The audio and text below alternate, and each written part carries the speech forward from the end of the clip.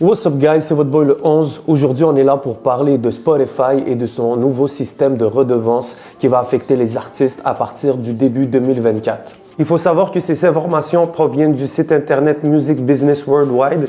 J'ai pris aussi des articles de Billboard. C'est pas encore des statements qui ont été officiels de la part de Spotify. C'est des pourparlers qui ont l'air assez sérieux et qui devraient débuter dès le début de 2024. La première règle majeure qui risque d'en affecter plusieurs, c'est l'instauration d'un seuil de stream minimal annuel qu'une chanson va devoir générer afin de pouvoir débuter de la monétisation. Ce qu'on veut dire, c'est que ta chanson va devoir atteindre un certain nombre de streams par année avant de pouvoir générer de la monétisation. On a eu la confirmation que ce chiffre allait être de 1000 streams. Avant qu'une chanson puisse générer du revenu, elle va devoir atteindre un seuil de 1000 streams par année. Donc l'objectif, c'est que Spotify cherche à démonétiser toutes les chansons qui génèrent moins de 5 sous par mois. Pour vous donner une idée, aux États-Unis, à ce qui paraît, pour générer 5 sous, il faut avoir 200 streams. Donc, si ta chanson ne fait pas 200 streams par mois, elle va être démonétisée. Selon Spotify, cette nouvelle politique permettra de réallouer des dizaines de millions de dollars par an à partir de ces titres à faible revenu de stream, donc moins de 1000, vers des chansons qui en génèrent plus de 1000.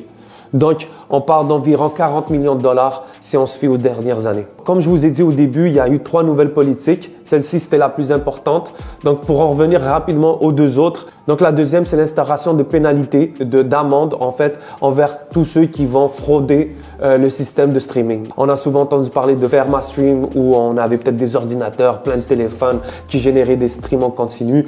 Donc, si on vous attrape à faire ça, vous allez avoir une amende. Et ensuite, la troisième règle, c'est pas quelque chose qui va vraiment toucher les artistes, les rappeurs, les gens qui regardent notre contenu, mais rapidement, c'est l'instauration d'une durée minimale pour les chansons qui sont du noise music, si j'ai bien compris. Donc, c'est pas des chansons, mais c'est tous les trucs de pluie, si les gens aiment entendre des sortes de sons apaisants pour leurs animaux, si tu aimes entendre peut-être des gens manger pendant que tu manges, toi aussi, peut-être que tu aimes le son des éclairs. Bref, d'habitude, pour qu'une chanson soit monétisée, il fallait qu'elle dépasse les 30 secondes. Ce que Spotify cherche à faire, c'est qu'on retrouve plusieurs playlists de sons de cette sorte, de playlists de sons d'oiseaux, disons, qui se retrouvent à être des pistes de 31 secondes. Vu que la chanson, ça demande 30 secondes pour être monétisée, ils se disent, je vais faire des sons de 31 secondes. Puis au lieu d'avoir un seul track qui va durer 4 minutes, je vais en faire 8 de 31 secondes, par exemple, qui vont me permettre peut-être de toucher plus d'argent que si j'en avais uploadé une de 4 minutes.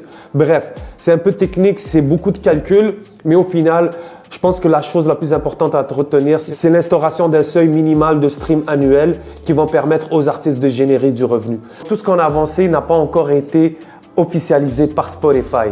Par exemple, la durée des chansons qui ne sont pas des chansons musicales, c'est des sons environnementaux, on n'a pas encore la durée minimum exacte de ce que ça devra être. Ensuite, les 1000 streams n'ont pas encore été confirmés, c'est des pourparlers. Même au niveau des amendes, ça risque d'être un très gros défi parce que comment Spotify va faire pour déterminer que c'est vraiment une fraude. On connaît le lien qu'a Spotify avec les géants de la musique qui sont Warner, Sony et Universal.